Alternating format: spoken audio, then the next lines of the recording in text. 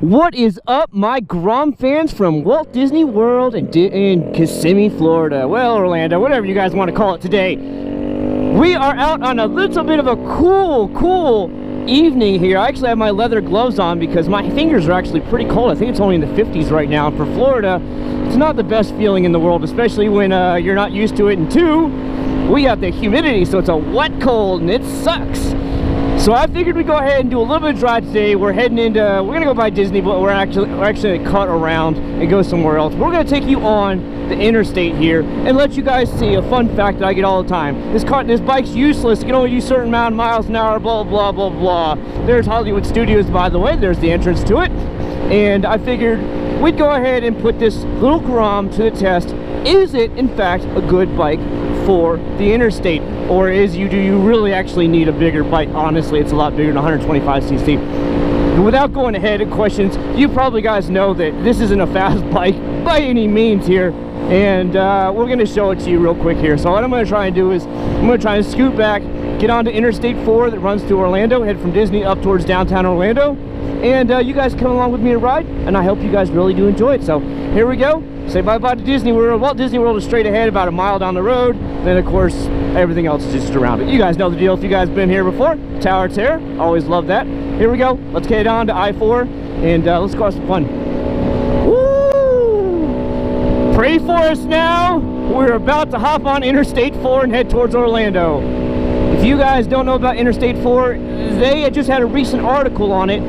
It is one of the, they said it was the most deadly section of interstate highway in the United States. From between just the Orlando corridor anyways of I-4. The most deadly, more deaths per mile than any other interstate in the USA. It is chaos here. Nobody knows what they're doing. Nobody knows where they're going. Nobody's from the United States. And so they're all trying to figure out where to go, and they're just being stupid out here. And traffic is terrible. So here we go. Woo! Getting up to 64 miles an hour. The bike's starting to break in a little bit. Wow. Oh, here we go, here we go, here we go. Interstate 4. Let's have some fun. I remember when I first bought this motorcycle, it couldn't even get beyond like 57, 58, so it's definitely starting to break in now, and we're starting to actually be able to move. So here we are on I-4, Interstate 4, east towards Orlando. We just left Disney World, and we got probably about 10 miles till we hit downtown Orlando. But I'm going to show you exactly what it's like riding a little Grom on the interstate. So is it really worth it for you guys to be out here on the interstate with it? Thank God the speed limit through here is only 60 miles an hour, but as you can see, nobody's really paying attention to it. I'm fighting to do 63 miles an hour, and that's about all there is, but I am staying in the right lane. I do understand that I'm not going to be going fast, and that's just about it. Now, yeah, he's not doing 60. No way. Now, the rules in Florida say the minimum you can go on the interstate is 45 miles an hour. I would not want to do 45 miles an hour on the interstate here, but you can legally do it, so it is okay for you to take the Grom on the interstate without, and you won't have any problems with it. If you were in a big city, or let's say you were doing like a 30-mile commute every day to work on the interstate, I wouldn't recommend this bike at all. To tell you the truth, I want to be real with you guys. I would not recommend it. Maybe a 250, 300, because those are going to get up to around 100 miles an hour. You'll be fine on those, but not with the Grom. The Grom, like I said, I'm maxing it out. You'll see it hitting 64 miles an hour. And that's completely pegged out. I've got nothing left in it. We're just going to coast it all the way up towards Orlando downtown. Yeah, so there's my little bit of a synopsis for you.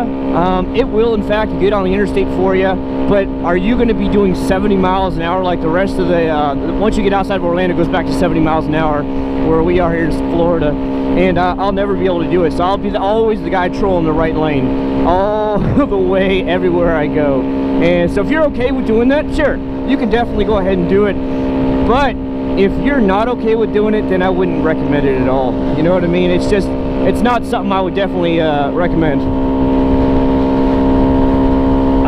Come on, little girl. Let's see if we can get it to 65. I'm going to tuck it. I'm going to tuck it and see. 65. There you go. So I'm just barely doing 5 over the speed limit, completely maxed out.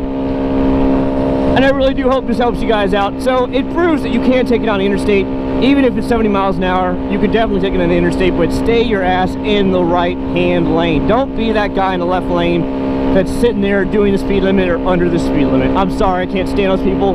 Even in the state of Florida now, there's a law. You cannot be in the left-hand lane if somebody's behind you trying to go faster. Even if you're doing 80 and he's doing 90, the law says you are going to get a ticket. Now, do you ever see state troopers doing anything or enforcing it? No, of course not. They're never around when you need them. But the fact is, it is illegal. It's just be a nice rider. Whoa, hey, it's 67. We're going a little bit downhill. 67. Oh my God. Oh my God. We're actually speeding on the interstate.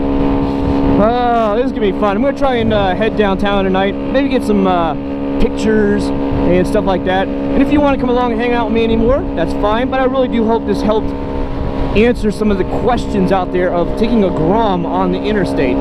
Is it cool to take the Grom on the interstate, or should you kind of stay off it? It's up to you guys, honestly.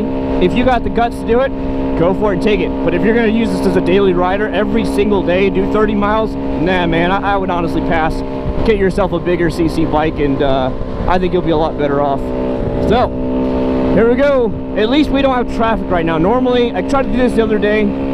The traffic was literally a standstill. I was standing with my feet on the ground on I-4 because we weren't moving. Because usually Interstate 4 is a cluster.